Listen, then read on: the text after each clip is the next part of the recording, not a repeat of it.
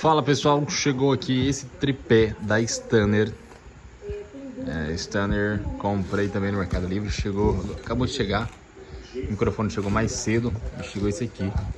Eu comprei da Stanner porque esse tripé aqui eu achei bem interessante, eu vou explicar pra vocês.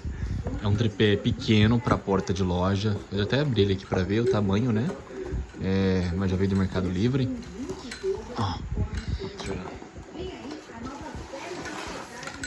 É um tripé legal, bacana. Deixa eu abrir ele aqui, ó. Ele vai suportar a caixa de 15 polegadas. Deixa eu abrir ele aqui. Ó.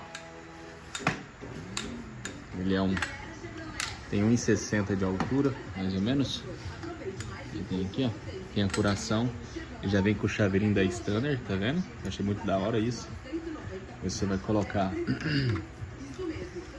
Ele tem aqui a furação, deixa eu abrir um pouquinho pra cima. Tem que tirar aqui, ó, disfarça. Ó. Ele vai crescendo.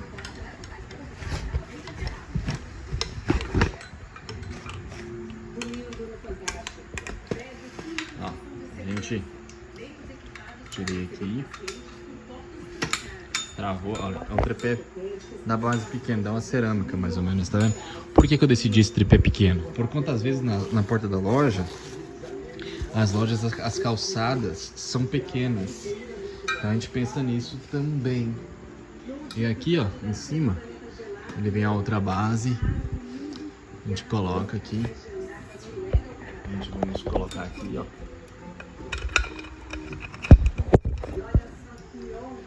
E olha a altura dele que ele fica. Tá vendo? Ele fica mais ou menos nessa altura assim, ó. Tem 1,60 mais ou menos de altura. Então eu gostei dele por causa dessa base que é pequena. E comprei por conta da marca mesmo, da Stanner, que é a original da Stanner. Que esse é um tripézinho aí da hora.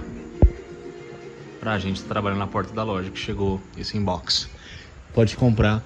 O valor dele tem em torno de R$160 mais ou menos. Da original da Stanner. E é isso aí. Pra gente, ó. A altura dele.